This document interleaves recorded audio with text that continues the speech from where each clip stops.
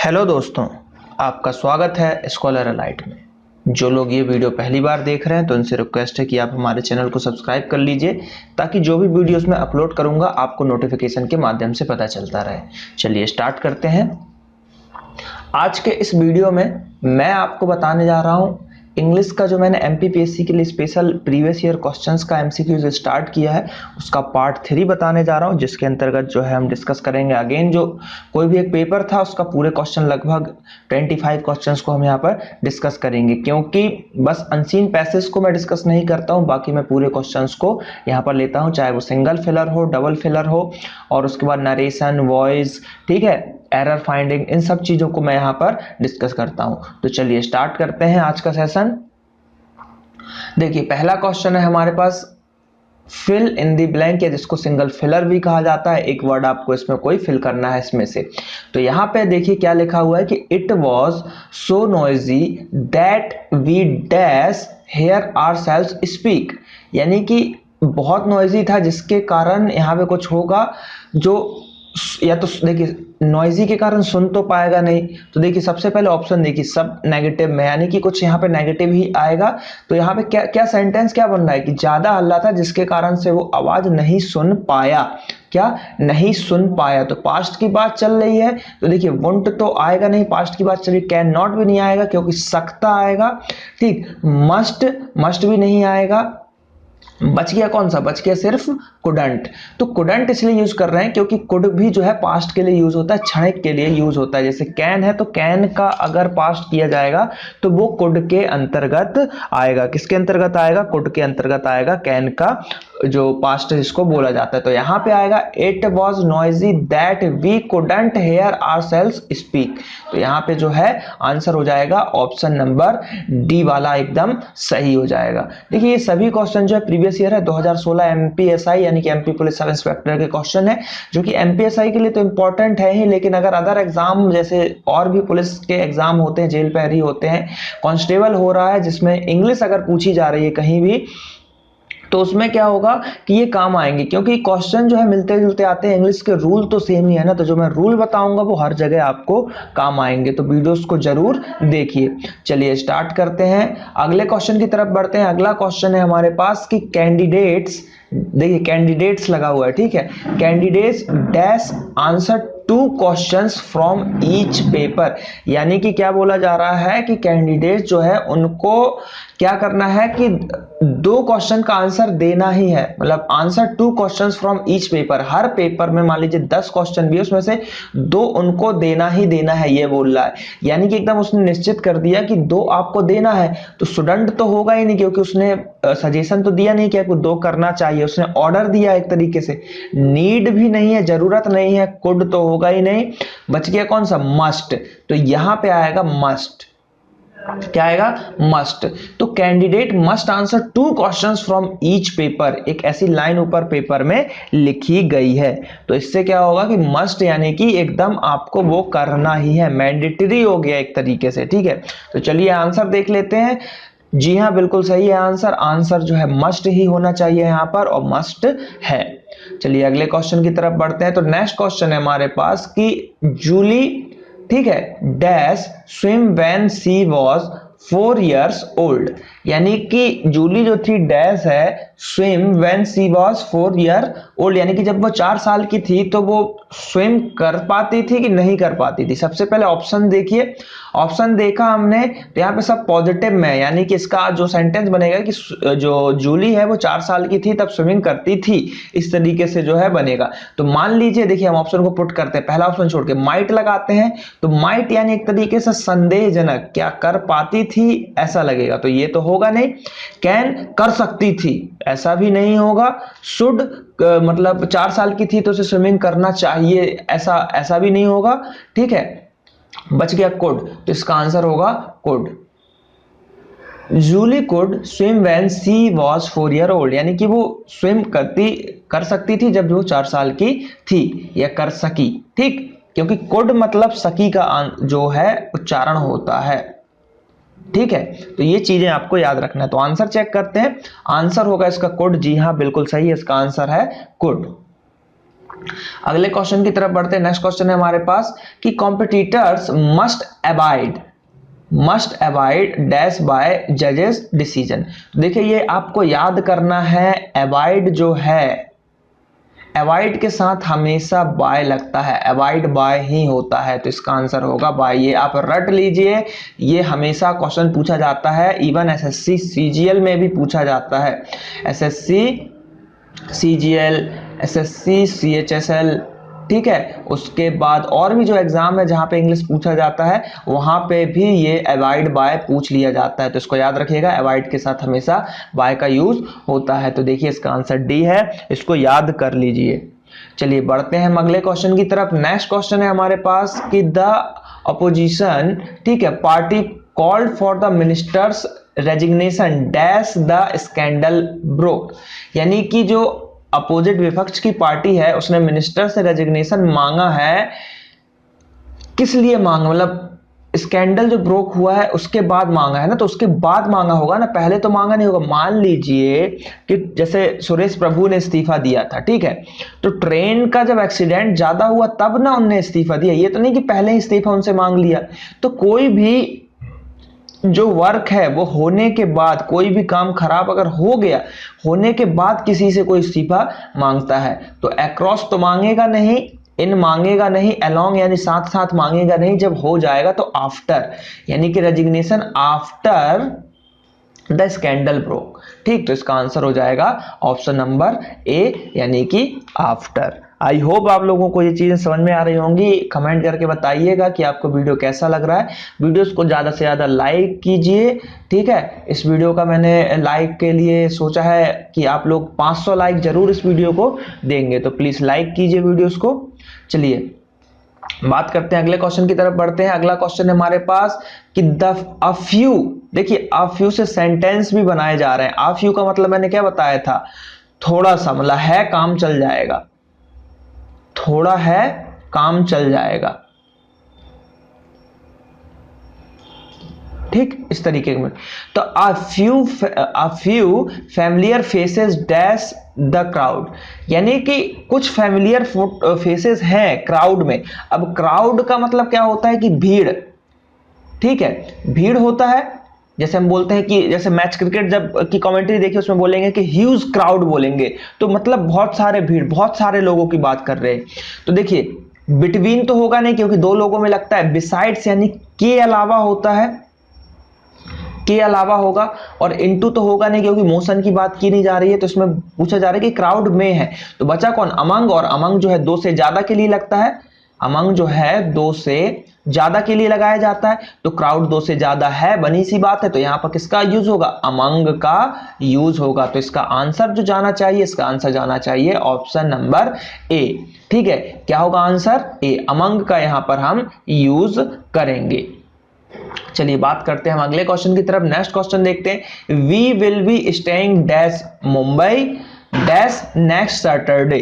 तो यहां पर क्या बोला जा रहा है कि जो मतलब we will staying dash Mumbai, यानी कि डैश मुंबई में कहा, ऑन मुंबई तो होगा नहीं, फॉर मुंबई भी नहीं होगा, बाय मुंबई भी नहीं होगा, तो ये तीन क्वेश्चन तो कट गए, ठीक। बच गया कौन सा, इन, तो इन मुंबई हो सकता है। देखिए आप पढ़िए, we will staying in Mumbai, Mumbai में हम रहेंगे टिल नेक्स्ट सैटरडे, यानी कि अगले शनिवार तक। तो एकदम सही सेंटेंस है, तो इसका आंसर जो जाना चाहिए, आंसर जाना चाहिए आपका कौन सा, डी वाला। तो डी जो है एकदम सही आंसर हो जाएगा इसका। तो आई होप ये सेंटेंस आपको समझ में आ गया होगा। चलिए बढ़ते हैं नेक्स्ट क्वेश्चन की तरफ। देखिए थोड़ा सा जो है सेंटेंस को जो है ना हिंदी में आप जब कन्वर्ट करेंगे तो आप इजीली जो फिलर है, डबल फिलर, उसको फिल कर सकते हैं, ठीक है। चलिए अगला क्वेश्चन देखते हैं। तो नेक्स्ट क्वेश्चन जो है हमारे पास, इसमें क्या करना है, हमको एरर को फाइंड करना है। क्या करना है, एरर को फाइंड करना है। तो एरर फाइंड करने के लिए मैंने जैसे बताया है कि व्यापम में ये चारों सेंटेंस एक दूसरे से जुड़े होते हैं, यानी कि यहाँ पे स्लैश, यहाँ पे स्लैश, फिर यहाँ पे भी आप इसको लगाइए और इसको एक लाइन में जोड़ दीजिए, तो एसएससी का पैटर्न बन गया, लेकिन ये व्यापम का पैटर्न है। ठीक है, सब एक दूसरे से रिलेटेड रहते हैं, तो उसको नजर में रखते हुए आपको जो है एरर छांटना है। तो देखिए, देखते पढ़ते, ही हैव बीन, ठीक है, dialling your number since yesterday. तो सिंस यस्टरडे सही है, डायलिंग योर नंबर भी सही है, लेकिन यहां पर हैव क्यों लगा दिया? ही, शी, इट, इनके साथ हमेशा जो है सिंगुलर फॉर्म आता है और हैव जो है प्लूरल, तो इनके साथ हमेशा हैज आएगा। तो इसका जो गलती है इसमें है, यानी कि he has been dialing your number since yesterday होना चाहिए था। तो इसका आंसर होगा ऑप्शन नंबर ए में, यानी कि पहले वाले में। जी हाँ, बिल्कुल सही है, ए जो है इसका गलत है, क्योंकि यहाँ पर ही के साथ इन्होंने हैव का यूज किया है, यहाँ पे ही के साथ हैज का यूज करना था।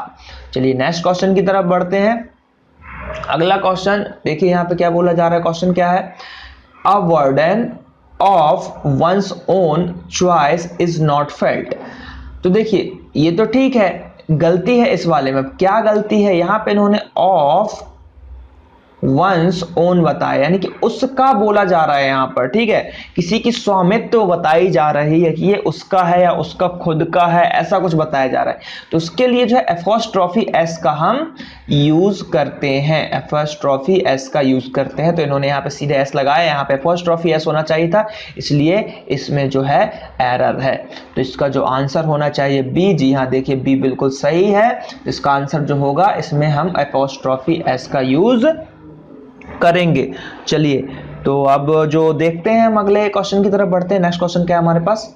अगला एक और एरर है, तो देखते हैं यहाँ पे एरर क्या है। एरर देखिए, पहला जो सेंटेंस है लिखा हुआ है, a fool and his money, a fool and his money is easily parted. अब देखिए, यहाँ पे एंड का यूज किया हमने, यानी कि मेनली अगर सिंपल सेंटेंस बनाए तो A and B, A and जो ए एंड बी भी बोल सकते हो, एंड ऐसे जोड़ा जाता है। तो जहां पे भी एंड लगेगा तो फिर उसके बाद इन दोनों से, यानी कि ये प्लूरल बन जाता है, उसके बाद यहाँ पे प्लूरल वर्ब आनी चाहिए। तो यहाँ पे इन्होंने a fool and his money is कर दिया, तो ये गलत हो गया, यहाँ पे आर होना था, क्योंकि दोनों की बात हो रही है। तो इसका जो गलती होगा ऑप्शन नंबर बी में होगा। चलिए चेक करते हैं क्या गलत है। तो यहां पर हमने चेक किया तो देखा हमने, जी हां बिल्कुल सही, हिज मनी में गलती, यानी कि हिज मनी आर होना चाहिए था, ना कि इज होना चाहिए था। देखिए, व्यापक में गलती इसलिए हो जाती है क्योंकि हम इसको भूल जाते हैं, क्योंकि ये सेकंड सेंटेंस ट्रीट कर लेते हैं और सोचते हैं हिज मनी सही तो है, सिंगुलर सब चीजें बात हो रही है, लेकिन इसको हमेशा ऐसा देखिए, ऐसा अगर एसएससी होता या बैंक होता तो ये कैसा पूछता, ऐसा पूछता, हिज मनी इज ये, then easily parted, और यहां पर नो एरर, ऐसा होता। ये हो जाता ए पार्ट, ये हो जाता बी पार्ट, ये हो जाता सी पार्ट, और ये हो जाता डी पार्ट। तो हम इसमें एरर क्या, ऑप्शन में रहता ए बी सी और डी, ठीक है। तो ऑप्शन में हम बी को मार्क करते, क्योंकि इस वाले पार्ट में एरर है। तो ऐसा रहता है। और ये व्यापम जो है आपको ऐसे ऑप्शन दे देता है, तो इसमें थोड़ा सा कंफ्यूज मत होइएगा, सेंटेंस को रिलेट करके देखिएगा कि पिछले वाले सेंटेंस में कौन सी प्रीपोजिशन या कौन सा जो है कंजंक्शन यूज किया गया है, और आगे वाले में क्या यूज किया गया है, जोड़ने पे दोनों सेम हो रहे हैं, रूल फॉलो कर रहे हैं कि नहीं कर रहे हैं। इन सब चीजों को ध्यान में रखते हुए पूरे एरर को बनाइएगा। लगभग हर पेपर में 7 से 8 एरर आए। देखिए मैं आपको बताता हूं, 7 से 8 एरर, ठीक, 5 आपके फिल इन दी, सॉरी 5 आपके अनसीन पैसेज, तो 5 हो गया, और 3 नरेशन 3 वॉइस 6 हो गए 11 और 8 आपके हो गए 19, लगभग 20 मान लीजिए, 20 हो गए, और 10 नंबर का आएगा फिलर, ठीक। तो कितने हो गए टोटल, 30 हो गए। तो जिसमें से आपको फिलर 10 के 10 करने हैं, 5 अनसीन पैसेज करने हैं, उसके बाद एरर 4, मतलब 7 से 8 है मान लीजिए, तो 8 में से आपको कम से कम 4 तो करने हैं मिनिमम, ठीक, ये हो गए। और उसके बाद जो 6 आपके नरेशन और वॉइस आएंगे वो आपको पूरे करने हैं। तो 6 4 10, 5 15 और 20, आप इजिली 25 नंबर ला सकते हो, ठीक है। आपको हमेशा जो है एमपीएसआई में अगर आप 25 नंबर इंग्लिश में लाते हो और 60 से 65 के बीच में आप हिंदी में रहते हो, तो इजिली आप जो है इसमें 85 to 90 स्कोर कर लोगे। ठीक, उसके बाद जीके में आपको लगभग 75 प्लस स्कोर करना है, तो इतना करोगे तो आप 160 क्रॉस कर जाओगे, जो कि आपके लिए फाइनल सिलेक्शन के लिए बहुत अच्छा रहेगा, क्योंकि इंटरव्यू भी रहता है। तो मेनली ये आप कॉन्सेप्ट लेके चलिए, जीके को भी अच्छा स्ट्रॉन्ग करते जाइए और हिंदी पे फोकस जरूर कीजिए। चलिए बात करते हैं, हम अगले क्वेश्चन की तरफ बढ़ते हैं। नेक्स्ट क्वेश्चन है हमारे पास, नेक्स्ट क्वेश्चन है, इसमें अगेन जो है एक एरर देखना है। तो देखिए इसमें क्या एरर है, a ounce of prevention is worth a pound of cure. तो देखिए इसमें एरर ये है, पहला वाला सेंटेंस को ध्यान से देखिए, यहाँ पे ओ है, हमने पढ़ा है ए ओ यू, ठीक, ई आई, ये इनके सामने हमेशा ये वोवेल ट्रीट होते हैं, तो इनके साथ आर्टिकल हम एन का यूज करते हैं। तो यहाँ पर देखिए, यहाँ पर ए का यूज किया है, यानी कि आर्टिकल नहीं, यहाँ पे एन होना चाहिए था। तो इसका आंसर जो होगा पहला होगा, पहले वाले में गलती है। किस में गलती है, पहले वाले में गलती है। देखिए मैं फिर से बताता हूं, यहाँ पे ने ए का यूज किया है, ना कि यहाँ पे एन का यूज होना था, तब ये सही होता, लेकिन ए का किया है इसलिए ये गलत है, याद रखिएगा, ठीक। आर्टिकल्स, चलिए नेक्स्ट क्वेश्चन देखते हैं क्या बोला जा रहा है। Calm sea do not make a skilled sailor, ठीक है। तो यहां पर क्या बोला जा रहा है कि जो एक सी है, समुद्र की बात की जा रही है, तो इसको जो है डू नॉट यूज कर लिया, डू नॉट यानी कि इसको प्लूरल ले लिया, लेकिन इसको है हम सिंगुलर की तरह जो है ट्रीट करते हैं। तो सिंगुलर की तरह ट्रीट करेंगे तो डू नॉट नहीं आएगा, डू नॉट की जगह डज नॉट आएगा। क्या आएगा, डज नॉट आएगा। तो ये आपको याद रखिए, सिंगुलर और प्लूरल का कॉन्सेप्ट जरूर याद रखिए। तो इसका जो है ये एरर हो जाएगा किसमें, ये हो जाएगा आपके बी पार्ट में एरर हो जाएगा। आई होप ये समझ में आ रहा होगा आप लोगों को। चलिए एक और एरर देखते हैं। अगला एरर है कि इफ, ये देखिए अगेन कंडीशनल सेंटेंस है, ठीक है, कंडीशनल सेंटेंस है, इसमें क्या किया जा रहा है, इफ लग रहा है, कंडीशनल सेंटेंस है। If my uncle will come to Delhi he will meet you. तो मैंने बताया था कंडीशनल सेंटेंस में पहले वाले में विल का यूज नहीं होता, यहाँ पे सीधे होगा इफ माई अंकल जो है comes to Delhi he will meet you. तो इसमें जो है बी वाले पार्ट में एरर होगा, देखते हैं। जी हाँ, देखिए बी वाले पार्ट में एरर, कंडीशनल सेंटेंस में पहले वाले सेंटेंस में जो है आपका विल कभी नहीं आएगा, ये बस आपको ध्यान रखना है कि इफ अगर लग गया तो इफ के साथ विल का यूज नहीं होगा। उसका जो नेक्स्ट सेंटेंस होगा जो उससे रिलेटेड होगा उसमें जी हाँ विल यूज होगा, लेकिन जो इफ के साथ वाला सेंटेंस है उसमें आपका विल नहीं यूज होगा, ये आपको याद रखना है। चलिए अगले क्वेश्चन की तरफ बढ़ते हैं। एक और आपके पास एरर आ गया यहाँ पर, इसमें क्या एरर है देखते हैं। देखिए इसमें क्या बोला जा रहा है, देखते हैं कि जो माइकल है, ठीक है, Michael bought a new computer and he still has the old one, he still has the old one. अब क्या बोला जा रहा है कि माइकल ने एक नया कंप्यूटर खरीदा, ठीक है, और इसके पास जो है एंड और अभी भी इसके पास है। तो देखिए ऐसा सेंटेंस नहीं बनता। अगर हिंदी में आप सेंटेंस बोले कि यार उसने एक नया कंप्यूटर खरीदा लेकिन या फिर भी उसके पास पुराना वाला रखा हुआ है, इस तरीके से हम बोलते हैं। तो यहां पर जो इन्होंने एंड का यूज किया, यहां पे एंड ना हो के बट होना चाहिए था। तो देखिए अब सेंटेंस कैसा बनेगा, Michael bought a new computer but he still has the old one. तो देखिए सही है कि उसने नया कंप्यूटर खरीद तो लिया पर उसके पास अभी भी पुराना वाला है, पर उसके पास अभी भी पुराना वाला है। तो इस तरीके से यहाँ पर जो है बट का यूज होगा, यानी कि इसका एरर जो है किसमें होना चाहिए, एरर जो है थर्ड वाले में होगा। किसमें होगा, थर्ड वाले में होगा। जी हाँ बिल्कुल सही है, एरर इसके थर्ड वाले में है। तो चलिए बात करते हैं, एक और सेंटेंस लेते हैं हमारे पास, इसमें भी जो है एरर आपको फाइंड करना है। तो देखिए इसमें क्या एरर है देखते हैं। इफ यू हैड, देखिए इफ लगा है, यहां पे विल नहीं है, यानी कि सही होगा ये सेंटेंस शुरुआती, क्योंकि विल होता तो गलत हो जाता। If you had want I would not have told your father about the party. यानी कि उसने बोला कि अगर आपने पहले ही मुझे वार्न कर दिया होता तो मैं आपने जो है आपके फादर को ये पार्टी के बारे में बताता ही नहीं। तो ये सेंटेंस बिल्कुल सही लग रहा है यहाँ पे। जी हाँ, इसमें कोई एरर ही नहीं है। क्या है, इसमें कोई एरर नहीं है। चलिए अगला क्वेश्चन की तरफ बढ़ते हैं। देखिए अगला क्वेश्चन है कि choose the grammatically correct sentence out of the given options. ठीक है, यानी कि यहाँ पे क्वेश्चन क्या बोला जा रहा है कि इसमें से एक सेंटेंस छांटना है जो कि ग्रामेटिकली सही है। तो चलिए देखते हैं। सी इज द वीकर, देखिए यहाँ पर जो है आपका जो ये वीकर, हाईएस्ट, जो ये सब वर्ड होते हैं इनके साथ द का यूज करते हैं हम सुपरलेटिव में। ठीक, तो हमने द का यूज किया, तो सी इज द वीकर एकदम सही है। ऑफ द टू सिस्टर्स यानी कि सही है, दोनों सिस्टर में ये वीकर है, सही है। She is weaker of two sisters गलत हो गया, इसके साथ द लगेगा। She is the weaker of two sisters, she is the weaker of two sister. अब यहां पे देखिए, यहां पे इन्होंने दा नहीं लगाया क्योंकि इसमें जो है आपको डिग्री सेम करना है, तो यहां पे ऐसे दा लगा हुआ था, तो ये सही हो सकता है। आई थिंक यही वाला सही होगा। She is weaker of two sisters, तो ये भी गलत है। यहाँ पे आपको आर्टिकल दा का यूज यहाँ दोनों में होगा, तो यानी कि पहला वाला जो है एकदम सही होगा। जी हाँ, देखिए पहला वाला सेंटेंस एकदम सही है। अब देखिए जो आया, इसमें बहुत ही इजीली जो मैंने ट्रिक्स वगैरह बताई हैं वो अगर आपको याद है तो इजीली आप इसको सॉल्व करोगे। ठीक है, चलिए। Out of the given option choose the one which is the correct indirect speech, यानी कि ये वाला जो दिया हुआ है आपको डायरेक्ट स्पीच में दिया हुआ है, हमको इनडायरेक्ट स्पीच इसमें से बताना है। तो द प्रिंस सैड, अब यहां पे देखिए कोई WH सेंटेंस नहीं लगा है तो ये दैट लग जाएगा, देखिए दैट लगा दिया।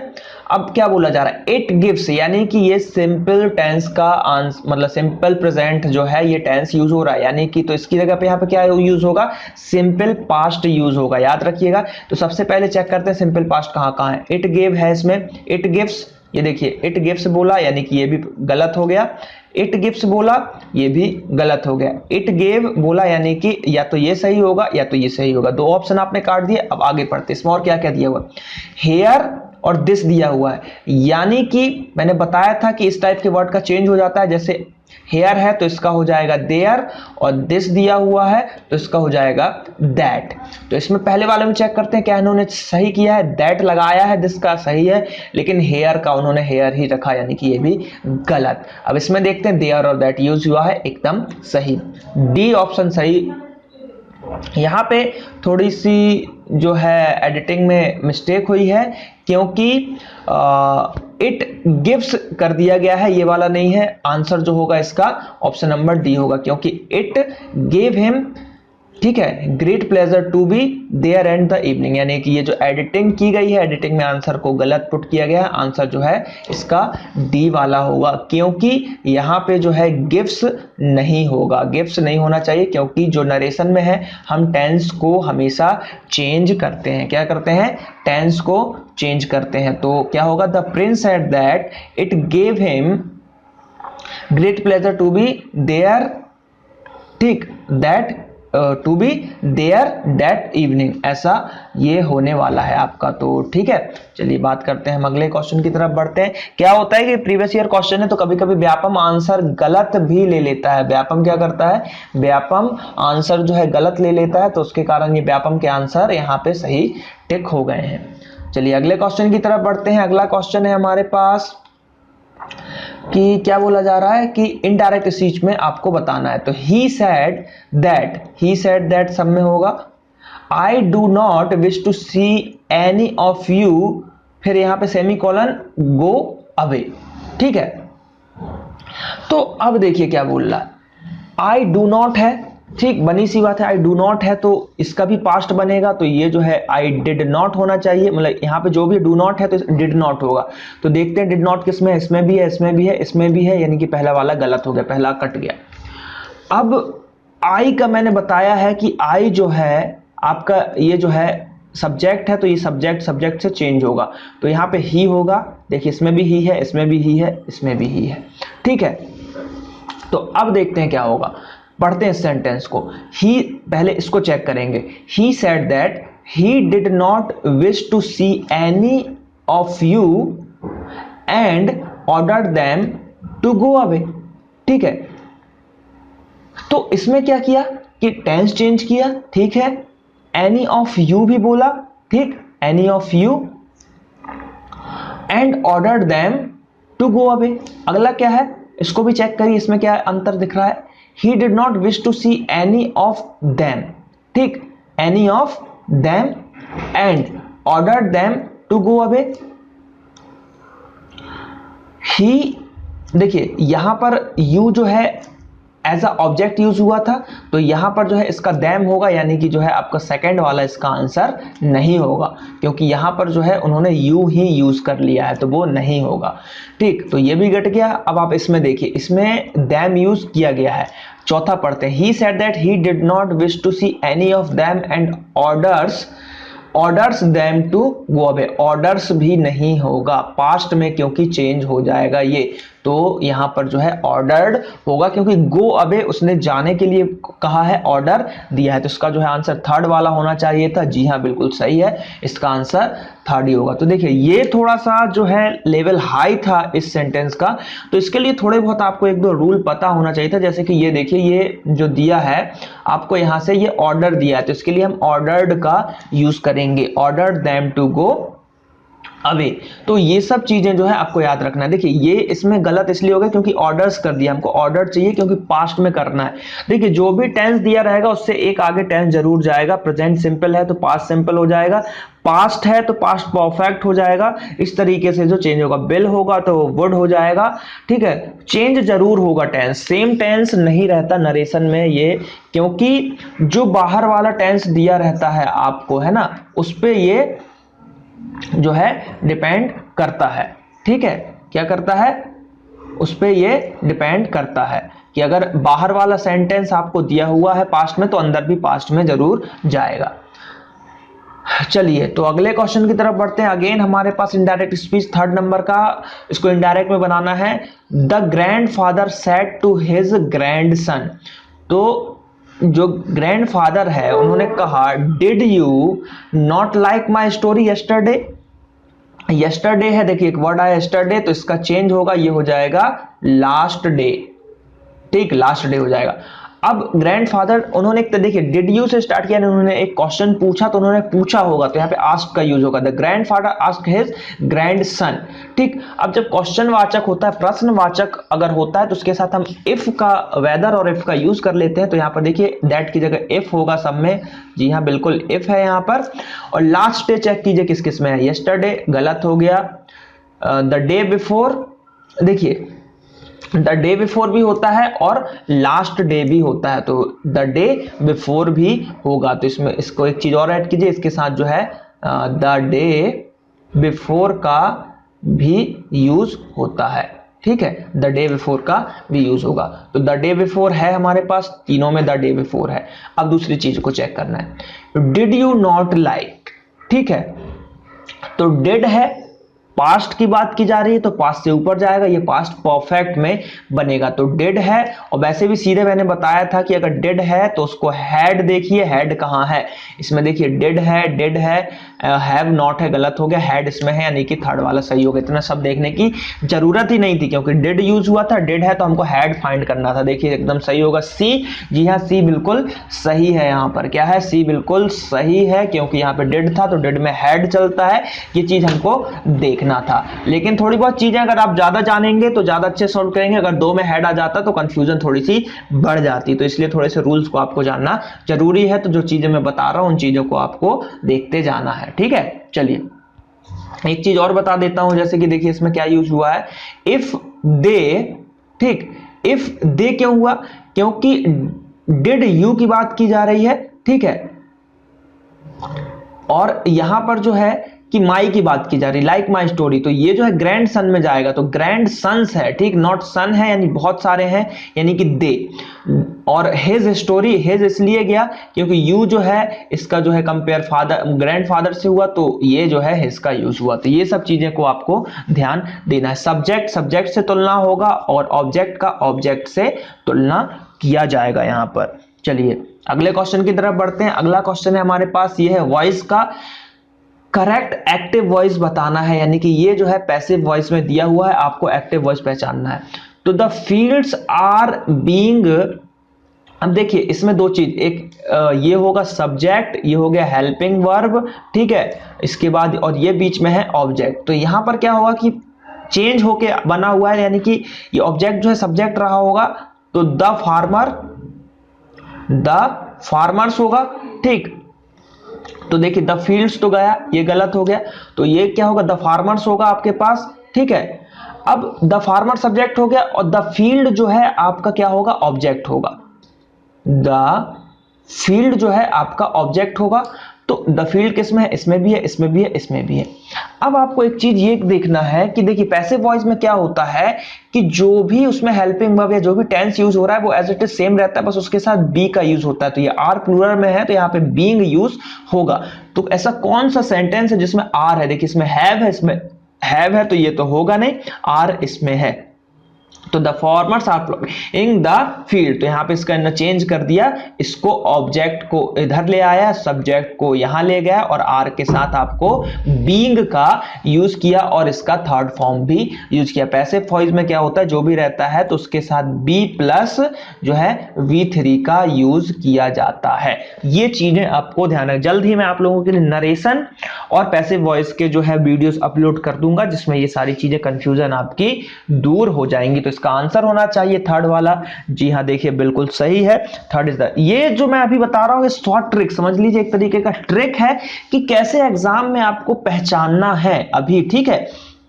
डिटेल ज्यादा नहीं पढ़ना है आपको, यही छोटी छोटी चीजें याद रखनी है जिससे आप इजीली जो है सॉल्व कर लोगे, ठीक है। चलिए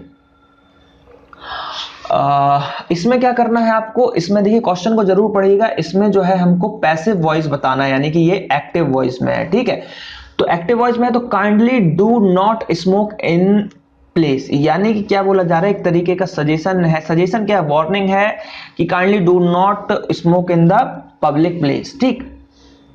तो क्या होगा, इसका आपको पैसिव वॉइस बनाना है। तो आपको एक तरीके का रिक्वेस्ट भी किया जा रहा है, एक तरीके का वार्निंग भी दी जा रही है, लेकिन आप मेनली रिक्वेस्ट लेंगे क्योंकि अगर वार्निंग ऐसे नहीं लेते तो रिक्वेस्ट।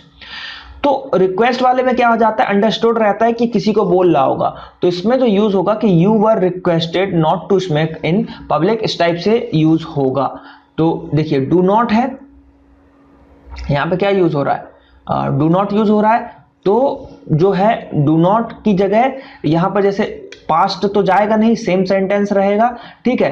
तो इसमें क्या होगा कि यू रहेगा तो यू के साथ आर का यूज होगा। क्यों होगा कि ये भी जो है प्रेजेंट में बात हो रही तो आर भी यहां पे प्रेजेंट में बात करेगा, ठीक।